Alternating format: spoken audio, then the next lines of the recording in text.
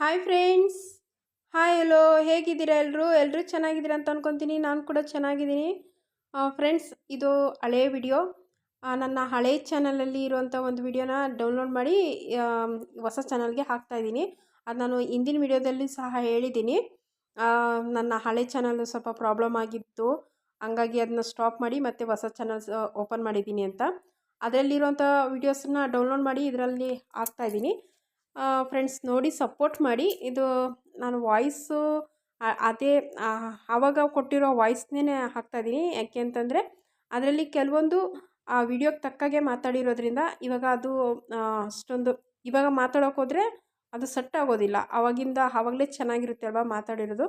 ಅದಕ್ಕೆ ವಾಯ್ಸು ಸಹ ಅದರಲ್ಲಿ ಆ ವಿಡಿಯೋನಲ್ಲಿರೋಂಥ ವಾಯ್ಸ್ನೇ ಹಾಕ್ತಾಯಿದ್ದೀನಿ. ಪ್ಲೀಸ್ ಫ್ರೆಂಡ್ಸ್, ನೋಡಿ ಸಪೋರ್ಟ್ ಮಾಡಿ.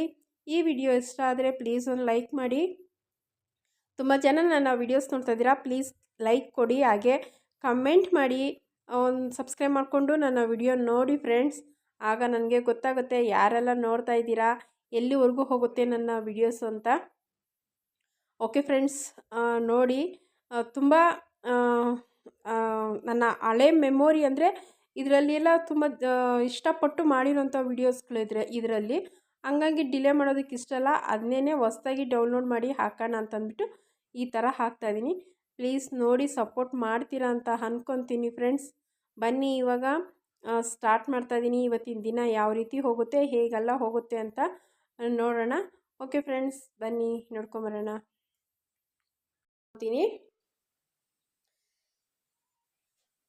ಇವಾಗ ನಾನು ಅಡುಗೆ ಮಾಡಬೇಕು. ಯಾಕಂದರೆ ಬೆಳಗ್ಗೆಯಿಂದ ನಾನೇನು ಅಷ್ಟು ಅಡುಗೆ ಮಾಡಿಲ್ಲಲ್ಲ ಒಬ್ಬಳೇ ಅಂತ ಅಂದ್ಬಿಟ್ಟು ಇವಾಗ ನಮ್ಮ ಯಜಮಾನ್ರು ಮಟನ್ ಸಹ ತೊಗೊಂಬಂದಿದ್ದಾರೆ. ಓಕೆ ಬನ್ನಿ ಫ್ರೆಂಡ್ಸ್, ಇವಾಗ ನಾನು ಅಡುಗೆ ಮಾಡ್ತೀನಿ. ತುಂಬ ದಿವಸ ಆಗಿತ್ತು ಫ್ರೆಂಡ್ಸ್ ನಾನು ಮಟನ್ ತೊಗೊಂಬಂದು. ಸುಮಾರು ಒಂದು 5 ತಿಂಗಳಾಗಿತ್ತು. ಯಾವಾಗ ತಿಂದಿದ್ದು ನಾವು ಆಷಾಢ ತಿಂಗಳಲ್ಲಿ ತಿಂದಿದ್ದು ಫ್ರೆಂಡ್ಸ್. ಮತ್ತೆ ತಿನ್ನೋದಕ್ಕಾಗಿಲ್ಲ, ಮತ್ತು ಮನೇಲಿ ಪೂಜೆ ಅಂತ ಎಲ್ಲ ಇತ್ತಲ್ವ, ಹಂಗಾಗಿ ನಾವು ತಿನ್ನೋದಕ್ಕಾಗಿಲ್ಲ. ಮತ್ತು ಈಗ ತುಂಬ ದಿವಸ ಆದಮೇಲೆ ನಾನು ಮಟನ್ ತೊಗೊಂಬಂದಿದ್ದೀರಿ. ನಮ್ಮ ಯಜಮಾನ್ರು ಮಟನ್ ತೊಗೊಂಬಂದಿದ್ದಾರೆ. ಬನ್ನಿ ನೋಡೋಣ ಏನೇನು ತೊಗೊಂಬಂದಿದ್ದಾರೆ ಅಂತ. ವಿಮ್ ಸೋಪ್ ಹೇಳಿದ್ದೆ, ಪಾತ್ರೆ ತೊಳೆಯೋಕ್ಕೆ ಸೋಪ್ ಖಾಲಿಯಾಗಿತ್ತು, ಸೋಪ್ ತೊಗೊಂಬಂದಿದ್ದಾರೆ. ಮತ್ತು ಟೊಮೊಟೊ ಖಾಲಿಯಾಗಿತ್ತು, ಟೊಮೊಟೊನೂ ಸಹ ತೊಗೊಂಬಂದಿದ್ದಾರೆ. ಪೇಸ್ಟ್ ಇರಲಿಲ್ಲ. ನಾನು ಕೋಲ್ಗೇಟ್ ಆಯುರ್ವೇದಿಕ್ ಯೂಸ್ ಮಾಡ್ತೀನಿ. ಮತ್ತು ಸೋಪು ಡವ್ ಸೋಪ್ ತೊಗೊಂಬಂದಿದ್ದಾರೆ. ನೋಡ್ಬೋದು ಮಟನ್ ಸಹ ತೊಗೊಂಬಂದಿದ್ದಾರೆ. ತುಂಬ ದಿವಸ ಆಗಿತ್ತು ಮಟನ್ ತೊಗೊಂಬಂದು ಮನೆಗೆ, ನಾವು ಮಾಡೇ ಇರಲಿಲ್ಲ. ಸೊ ಇವತ್ತು ಮಾಡೋಣ ಅಂತಂದ್ಬಿಟ್ಟು ನಮ್ಮ ಯಜಮಾನ್ರು ಫಸ್ಟ್ ಹೇಳಿದ್ದಾರೆ, ನನಗೇನು ಮಾಡ್ಕೊಡ್ಬೇಡ, ನೀನು ಬೇಕಾದರೆ ಏನಾದರೂ ಮಾಡ್ಕೊಂಡು ತಿನ್ನು, ನನಗೆ ಮುದ್ದೆ ಸಾಂಬಾರು ಮಾಡಿಕೊಟ್ಬಿಡು ಅಂತ. ಇನ್ನು ನನ್ನೊಬ್ಳಿಗೆ ಏನು ಮಾಡ್ಕೊಳೋದು ಅಂತಂದ್ಬಿಟ್ಟು ಸರಿ ಅಂತಂದ್ಬಿಟ್ಟು ಮುದ್ದೆ ಸಾಂಬಾರೇ ಮಾಡ್ತಿದ್ದೆ. ಸೊ ನಾನು ಸ್ನಾನ ಮಾಡ್ಕೊಂಡಾದ್ಮೇಲೆ ನನಗೇನಾದರೂ ಸ್ವಲ್ಪ ತಿನ್ನಬೇಕು ಅಂತ ಅನಿಸ್ತಿತ್ತು. ಹೊಟ್ಟೆ ಬೇರೆ ಹಸಿವಾಗ್ತಾಯಿತ್ತು. ಇವಾಗ ಊಟ ಮಾಡಿದ್ರೆ ಮತ್ತೆ ಅಡುಗೆ ಮಾಡೋಕ್ಕಾಗಲ್ಲ, ಮತ್ತು ಊಟ ಮಾಡೋಕ್ಕೂ ಆಗಲ್ಲ ಅಂತ ಅಂದ್ಬಿಟ್ಟು ಸ್ವಲ್ಪ ಡ್ರೈ ಫ್ರೂಟ್ಸ್ ಇತ್ತಲ್ಲ ಅದನ್ನೇ ತಿಂದೆ.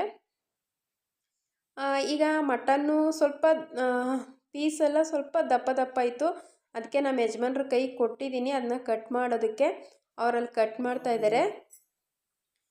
ನಾನು ಅವರು ಮಟನ್ ತೊಗೊಂಬಂದರೆ ನಾನು ಕಟ್ ಮಾಡಲ್ಲ ಫ್ರೆಂಡ್ಸ್, ಅವರೇ ಕಟ್ ಮಾಡಿ ತೊಳೆದು ಕೊಡೋದು.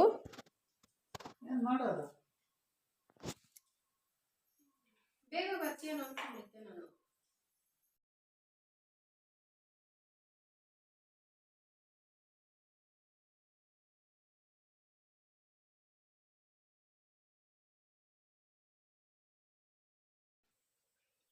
ಅವ್ರಿಗೆ ಹುಷಾರಿಲ್ಲ ಅಂತ ಹೇಳ್ತಾಯಿದ್ರು, ಆದರೂ ಕೆಲ್ಸಕ್ಕೆ ಹೋಗಿದೆಯಲ್ಲ ಅಂತ ಹೇಳ್ತಾಯಿದ್ದೆ.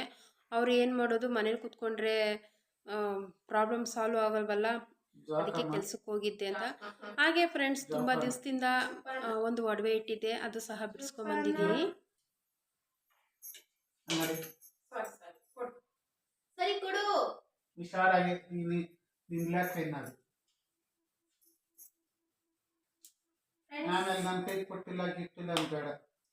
ಇವತ್ತು ನಮ್ಮ ಯಜಮಾನ್ರು 3 ತಿಂಗಳಿಂದ ಕೂಡಿಟ್ಟು ತಗೊಂಬಂದಿದ್ದಾರೆ. ಏನು ಅಂತ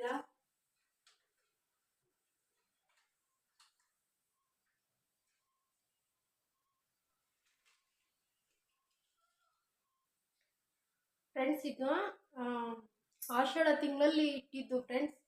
ಆಷಾಢದಲ್ಲ, ಆಷಾಢ ತಿಂಗಳಲ್ಲಿ ಇಟ್ಟಿರೋದು ಫ್ರೆಂಡ್ಸ್. ಆಷಾಢ, ಜನವರಿ, ಫೆಬ್ರವರಿ, ಮಾರ್ಚ್, ಏಪ್ರಿಲ್, ಮೇ, ಜೂನ್, ಜುಲೈಯಲ್ಲಿ ಇಟ್ಟಿದ್ದು ಫ್ರೆಂಡ್ಸ್. ಜುಲೈ ತಿಂಗಳಲ್ಲಿ ಇಟ್ಟಿದ್ದು. ಈ ತಿಂಗಳಲ್ಲಿ ಇದು ನವಂಬರ್. ಇವಾಗ ಬಿಡಿಸ್ಕೊಂಬಂದಿದ್ದಾರೆ ನೋಡಿ. ಪಾಪ ನಮ್ಮ ಯಜಮಾನ್ರು ಇದು ಬಿಡಿಸೋವರೆಗೂ ಅವ್ರಿಗೆ ಸಮಾಧಾನ ಇರಲಿಲ್ಲ, ಮತ್ತು ನಿದ್ದೆನೂ ತಂದಿಲ್ಲ ಪಾಪ ಅವ್ರಿಗೆ ಫ್ರೆಂಡ್ಸ್. ತುಂಬ ಒಡವೆ ಇರ್ತಲ್ಲ, ಅಯ್ಯೋ ಯಾವಾಗ ಒಡವೆ ಬಿಡಿಸ್ಕೊಂಡ್ಬಿಡ್ತೀನೋ ಅಂತ ಅದೇ ಯೋಚನೆಯಲ್ಲೇ ಇದ್ರು. ಬಡ್ಡಿ ಬೆಳೀತಾ ಹೋದರೆ ಅದು ಕಷ್ಟ ಆಗುತ್ತೆ ಅಲ್ವಾ ಫ್ರೆಂಡ್ಸ್, ಮತ್ತೆ ಬಿಡಿಸ್ಕೊಳೋದಕ್ಕೆಲ್ಲ. ಅವರು ಪಾಪ ಒಂದೇ ತಿಂಗಳು ಬಡ್ಡಿ ಕಟ್ಟಿದ್ದು. ಎಷ್ಟು ಕಟ್ಟಿದೆ? 2200 ರೂಪಾಯಿ ಕಟ್ಟಿದ್ದಾರೆ. ಅದೊಂದು ಆ ತಿಂಗಳಲ್ಲಿ ಇದು ಮಾಡ್ಕೊಂಡಿದ್ರು ನೋಡು, ಇದಕ್ಕೆ ಕಾಸು ಎತ್ಕೊಂಡಿದ್ರು ನೋಡು, ಅದೊಂದು 800 ರೂಪಾಯಿ. ಎಲ್ಲ ಟೋಟಲ್ ಒಂದು 3000ನಾ? ಏನು 3000? 4000 ಹತ್ರಗಾನೆ ಬಂದ್ಬಿಡ್ತು. 4000. 4000 ಫ್ರೆಂಡ್ಸ್.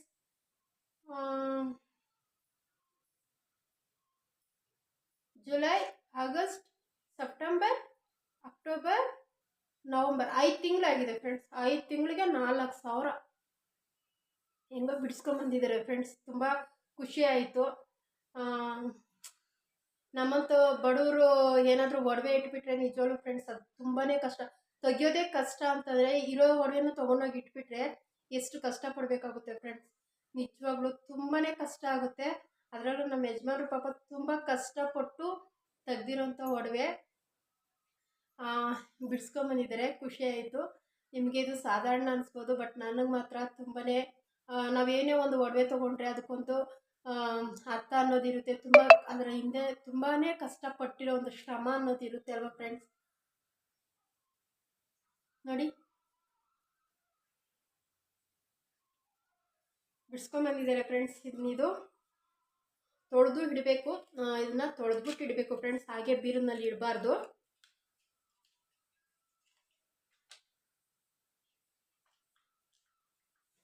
ಎಷ್ಟು ಹತ್ರನೇ 50,000 ಆಗ್ಬಿಡ್ತು. ಏನು 45,000 ಆಯ್ತು. ಮನೆ ಖರ್ಚು ಬಿಟ್ಟು ಓಡಾಡ ಖರ್ಚು ಎಲ್ಲ ಬಿಟ್ಟು 45,000 ಆಯ್ತು. ನಾನು 5 ತಿಂಗಳು ಸಂಪಾದನೆ ಮಾಡಿದೆ.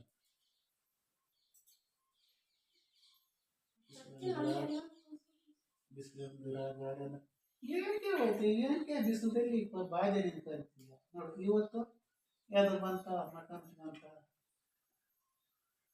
ಯಾರೋ 10 ನಿಮಿಷ ಹಿಂಗೆ ಹಾಕದೆ. ರಾತ್ರಿ ಎಲ್ಲ ಮುಗಿಕ ನಾನು ಯಾರು ಕೇಳಿದ್ರು ಬಿಡು, ನಿದ್ದೆನೇ ಬರಲ್ಲ. ಸುಮ್ಮನೆ ಬಲವಂತ ಮೇಲೆ ಮಾಡ್ಕೊಂಡು ಮಲ್ಕೊಂಡಿದ್ರೆ ರಾತ್ರಿ ಹಾಸಿಗೆ ಮೇಲೆ ಗೊತ್ತಾ.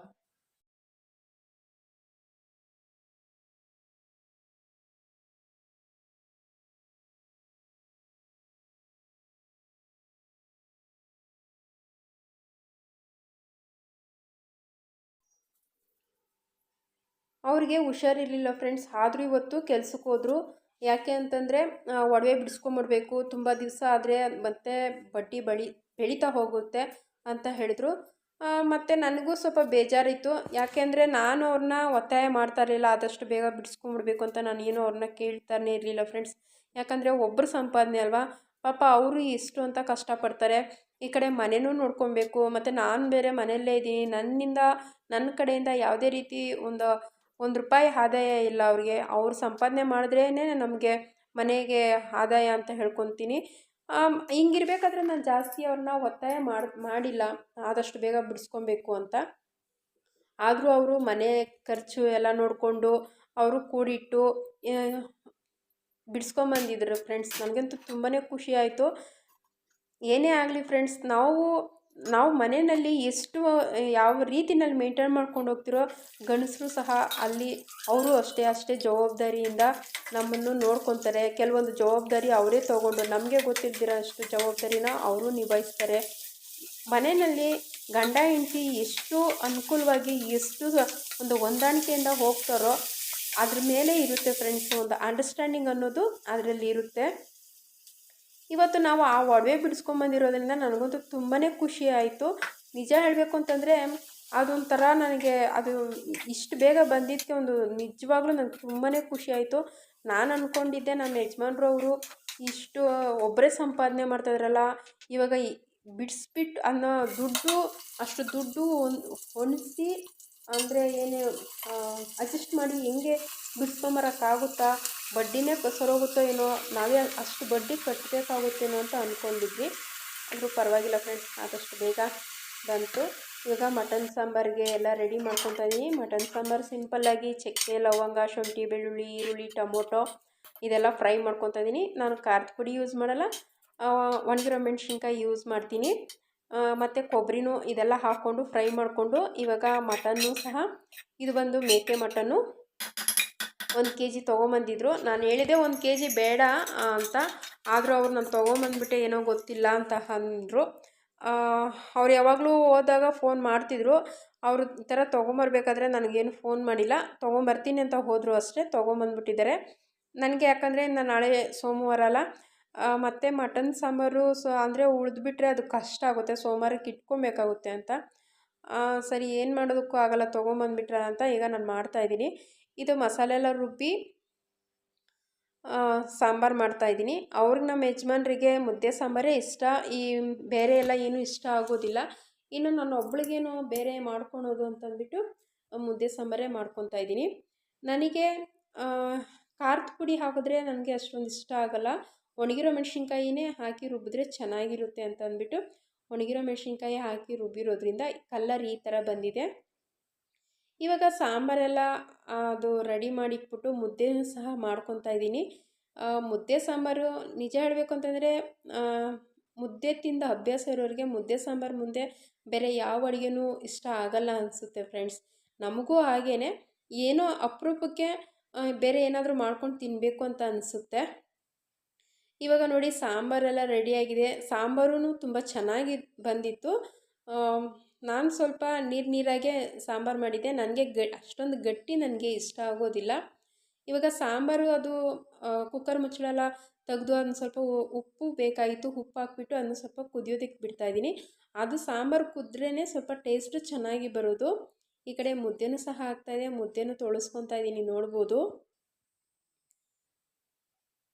ಫ್ರೆಂಡ್ಸ್, ನಾನು ಒಡವೆ ಬಗ್ಗೆ ಮಾತಾಡಿದ್ರಲ್ಲಿ ನಿಮಗೇನು ಅನ್ನಿಸ್ತೋ ಗೊತ್ತಿಲ್ಲ, ಆದರೆ ಇದು ನನ್ನ ಅನಿಸಿಕೆ ಅಂತ ಹೇಳ್ತೀನಿ.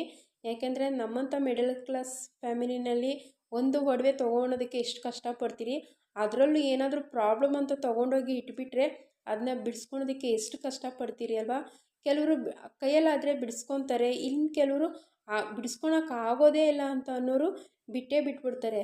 ಹಾಗೆ ನಾನು ಒಂದು ಇಲ್ಲ ಅಂತಂದರೂ ಒಂದು 3 ಜೊತೆ ಓಲೆನ ಬಿಡಿಸ್ಕೊಳಕ್ಕಾಗ್ದಿರೇ ಬಿಟ್ಬಿಟ್ಟಿದ್ದೀನಿ. ಅದು ಇವಾಗಲ್ಲ ಫ್ರೆಂಡ್ಸ್, ನಾನು ಮದುವೆ ಆಗದಿದ್ದಕ್ಕೆ ಮುಂಚೆನೇ. ನನಗೆ ಇವಾಗಲೂ ನಾನು ನೆನೆಸ್ಕೊತೀನಿ, ನಾನು ಅದನ್ನ ಬಿಡಬಾರ್ದಾಗಿತ್ತು, ಏನೇ ಆಗಲಿ ಆ ಒಡವೆ ತೊಗೊಂಬಿಡ್ಬೇಕಾಗಿತ್ತು, ದುಡ್ಡು ಎತ್ತಿಟ್ಟು. ನನಗವಾಗ ಅಷ್ಟು ಏನು ಮಾಡೋದು, ನನಗೆಷ್ಟು ತೊಗೊಬೇಕು, ಅದನ್ನ ಬಿಡಿಸ್ಕೊಬೇಕು ಅನ್ನೋ ಇದಿರಲಿಲ್ಲ. ಅಷ್ಟು ಬಡ್ಡಿ ಕಟ್ಟೋಕ್ಕಾಗುತ್ತಾ ಅಂತ ಅಂದ್ಬಿಟ್ಟು ಬಿಟ್ಟೆ. ಆದರೆ ಇವಾಗ ನೆನೆಸ್ಕೊತೀನಿ ಫ್ರೆಂಡ್ಸ್, ನಿಜವಾಗ್ಲೂ ಆ ಒಡವೆನ ಬಿಡಬಾರ್ದಾಗಿತ್ತು ಅಂತ. ಏನು ಮಾಡೋದು ಫ್ರೆಂಡ್ಸ್, ಒಡವೆ ಇರೋದು ನಮ್ಮಂಥ ಜನಗಳಿಗೆ ಈ ಕಷ್ಟ ಕಾಲಕ್ಕೆ ಆಗೋದಂದರೆ ಆ ಒಡವೆಗಳೇ ಅಲ್ವಾ. ಅದಕ್ಕೆ ನಾನು ಇಷ್ಟೆಲ್ಲ ಹೇಳ್ಕೊಂಡೆ. ನಿಮ್ಗೇನಾದರೂ ಬೇಜಾರಾದರೆ ಸಾರಿ, ಮತ್ತು ಈ ಮಾತಲ್ಲಿ ಏನಾದರೂ ತಪ್ಪಿದರೆ ಕ್ಷಮೆ ಇರಲಿ ಅಂತ ಕೇಳ್ಕೊತೀನಿ. ಇವಾಗ ಅಡುಗೆ ಎಲ್ಲ ಆಯಿತು. ಮಟನ್ ಸಾಂಬಾರು, ಮುದ್ದೆ ನಮ್ಮ ನಾಟಿ ಸ್ಟೈಲಲ್ಲಿ ನಾನು ಮಾಡಿರೋದು. ನಮ್ಮ ಹಳ್ಳಿಗಳ ಕಡೆ ಯಾವ ಥರ ಮಾಡ್ತಾರೋ ಆ ಥರ ಮಾಡಿದ್ದೀನಿ ಫ್ರೆಂಡ್ಸ್. ತುಂಬ ಚೆನ್ನಾಗಿರುತ್ತೆ. ನೀವು ಒಂದ್ಸರಿ ಈ ಥರ ಟ್ರೈ ಮಾಡಿ ನೋಡಿ, ಸಾಂಬಾರು ತುಂಬಾ ಚೆನ್ನಾಗಿರುತ್ತೆ. ಇವಾಗ ನಮ್ಮ ಯಜಮಾನ್ರಿಗೆ ಸೌತೆಕಾಯಿ, ಈರುಳ್ಳಿ ಕಟ್ ಮಾಡಿ ಮುದ್ದೆ ಹಾಕ್ಕೊಟ್ಟಿದ್ದೀನಿ, ತಿಂತಾ ಇದ್ದಾರೆ. ನೋಡಿದ್ರಲ್ಲ ಎಷ್ಟು ಚೆನ್ನಾಗಿ ಕಾಣಿಸ್ತಾ ಇದೆ. ಮುದ್ದೆ ಸಾಂಬಾರಿಗಂತೂ ತುಂಬಾ ಚೆನ್ನಾಗಿತ್ತು ಫ್ರೆಂಡ್ಸ್. ಇನ್ನು ಊಟ ಎಲ್ಲ ಆದಮೇಲೆ ಅಡುಗೆ ಮನೆಯೆಲ್ಲ ಕ್ಲೀನ್ ಆಯಿತು, ಪಾತ್ರೆ ಎಲ್ಲ ತೊಳೆದಾದ್ಮೇಲೆ ಇದೊಂದು ಟಿಪ್ಸ್ ಅಂತಲೇ ತಿಳ್ಕೊಳ್ಳಿ. ಬೆಳ್ಳುಳ್ಳಿ ಹೊಟ್ಟು ಇರುತ್ತಲ್ಲ, ಅದನ್ನ ನಾನು ಬಿಸಾಡೋದಿಲ್ಲ, ಒಂದು ಕವರಲ್ಲೋ ಒಂದು ಬಾಕ್ಸೆಲ್ಲ ಹಾಕಿಟ್ಕೊಂಡಿರ್ತೀನಿ. ರಾತ್ರಿ ಹೊತ್ತು ಈ ಮಟನ್ ಸಾಂಬಾರು ಎಲ್ಲ ಮಾಡಿದ ಮೇಲೆ ಒಂದು ಮನೆಯೆಲ್ಲ ಒಂಥರ ಸ್ಮೆಲ್ ಬಂದುಬಿಡುತ್ತೆ, ಪಾತ್ರೆ ಎಲ್ಲ ತುಂಬ ಒಂಥರ ಸ್ಮೆಲ್ ಬರ್ತಾ ಇರುತ್ತೆ. ಅದಕ್ಕೆ ನಾವು ಏನು ಮಾಡಬೇಕು ಅಂತಂದರೆ ಈ ಕರ್ಪೂರ ಬರುತ್ತಲ್ವ ಫ್ರೆಂಡ್ಸ್, ನೀವು ಕರ್ಪೂರ ಇದ್ದರೆ ಕರ್ಪೂರ ಹಾಕ್ಕೊಳ್ರಿ. ನನ್ನ ಹತ್ರ ಕರ್ಪೂರ ಇತ್ತು, ಆದರೆ ದೇವ್ರ ಮನೆಯಲ್ಲಿ ಇರೋದ್ರಿಂದ ನಾನು ನಾನ್ ವೆಜ್ ತಿಂದಿದ್ನಲ್ಲ, ದೇವ್ರ ಮನೆಗೆ ಹೋಗೋದು ಬೇಡ ಅಂತಂದ್ಬಿಟ್ಟು ಆಚೆ ಕಡೆಯೇ ಸಾಂಬ್ರಾಣಿ ಕಡ್ಡಿ ಇಟ್ಕೊಂಡಿರ್ತೀನಿ ನಾನು. ಅದನ್ನೇ ಈ ಥರ ಚಿಕ್ಕ ಚಿಕ್ಕದಾಗಿ ಕಟ್ ಮಾಡಿಬಿಟ್ಟು, ಒಂದು ಹಳೇದು ದೀಪ ಇರುತ್ತೆ, ಆ ದೀಪಕ್ಕೆ ಈ ಥರ ಚಿಕ್ಕ ಚಿಕ್ಕದಾಗಿ ಕಟ್ ಮಾಡಿ ಹಾಕ್ಕೊಂಡು ಇದನ್ನು ಒಂದು ಚಿಪ್ಪಲ್ಲಿ ಅಂಟಿಸ್ಕೊತಾ ಇದ್ದೀನಿ. ನಾನು ಇದಕ್ಕೆ ಅಂತಲೇ ಒಂದು ಚಿಪ್ ಇಟ್ಕೊಂಡಿರ್ತೀನಿ. ಚಿಪ್ಪಲ್ಲಿ ಹಾಕೋದ್ರಿಂದ ಆ ಚಿಪ್ಪದ ಸ್ಮೆಲ್ಗೂ ಸಹ ತುಂಬ ಚೆನ್ನಾಗಿ ಬರುತ್ತೆ ಆ ಸ್ಮೆಲ್ಲು. ಇವಾಗ ನೋಡಿ, ಆ ಸಾಂಬ್ರಾಣಿ ಕಡ್ಡಿಗೆ ಬೆಂಕಿ ಹಚ್ಚಿಬಿಟ್ಟು ಅದ್ರ ಮೇಲೆ ಈ ಏನದು ಬೆಳ್ಳುಳ್ಳಿ ಹೊಟ್ಟು ಹಾಕ್ತಾಯಿದ್ದೀರಿ. ಇದು ಯಾಕೆ ಈ ಥರ ಹಾಕೋದು ಅಂತಂದರೆ, ನಾವು ಅಡುಗೆ ಮನೆಯಲ್ಲಿ ಈರುಳ್ಳಿ ಕಟ್ ಮಾಡಿರ್ತೀರಿ, ಮತ್ತು ಬೆಳ್ಳುಳ್ಳಿ ಈರುಳ್ಳಿ ಎಲ್ಲ ಆ ಸ್ಮೆಲ್ ಇರುತ್ತೆ. ಮಟನ್ ಸಾಂಬಾರು ಮಾಡಿರ್ತೀರಲ್ಲ, ಆ ಸ್ಮೆಲ್ಲೆಲ್ಲ ಇರುತ್ತೆ ಫ್ರೆಂಡ್ಸ್.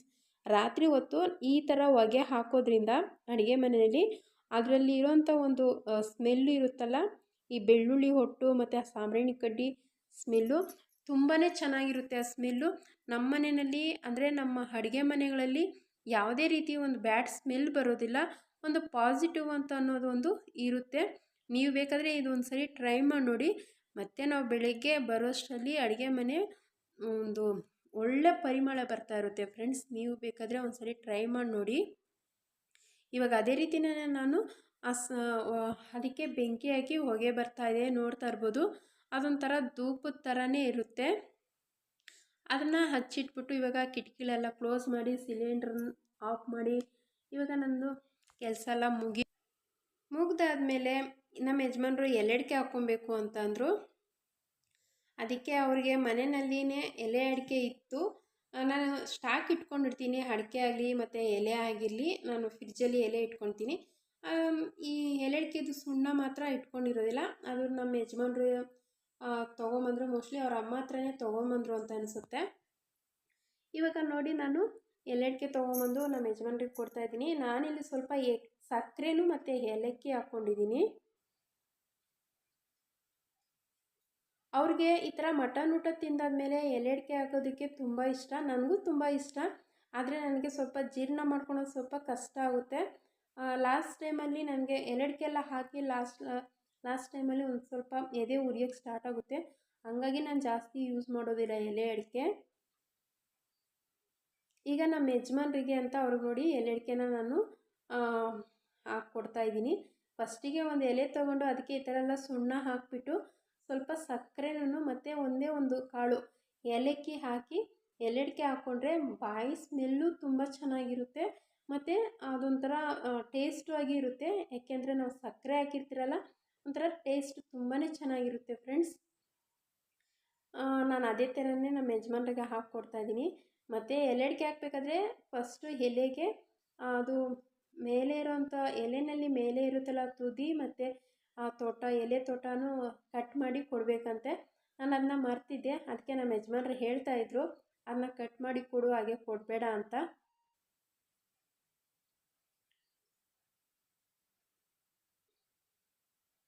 ನಮ್ಮ ಯಜಮಾನ್ರು ಹೇಳಿದ್ರು, ನಾನು ಎಲೆಗೆ ಸಕ್ಕರೆನೂ ಮತ್ತು ಏಲಕ್ಕಿ ಹಾಕಿ ಆ ಥರ ಕೊಟ್ಟರೆ ಇದೆಲ್ಲ ನೀನು ಎಲ್ಲಿ ಕಲ್ತಿದ್ದೆ, ಇದೆಲ್ಲ ಹೆಂಗೆ ಗೊತ್ತು ನಿನಗೆ ಅಂತ ಹೇಳ್ತಾಯಿದ್ರು. ನನಗೆ ಇದು ಗೊತ್ತಿಲ್ಲ ಫ್ರೆಂಡ್ಸ್. ನಾನು ಚಿಕ್ಕಂದ್ಲಿಂದನೂ ನನಗಿದು ಗೊತ್ತಿದ್ದು, ಬಟ್ ನಾನು ಎಲ್ಲಿ ಕಲಿತೆ ಅನ್ನೋದೇ ನನಗೆ ಗೊತ್ತಿಲ್ಲ ಇದು. ಆದರೆ ನನಗಿದು ಗೊತ್ತಿರೋದ್ರಿಂದ ನಾನು ಯಾವಾಗನ ಅಪರೂಪಕ್ಕೆ ಎಲೆ ಅಡಿಕೆ ಹಾಕ್ಕೊಂಡ್ರೆ ಈ ಥರ ಹಾಕ್ಕೊತೀನಿ. ಇದೊಂಥರ ಚೆನ್ನಾಗಿರುತ್ತೆ.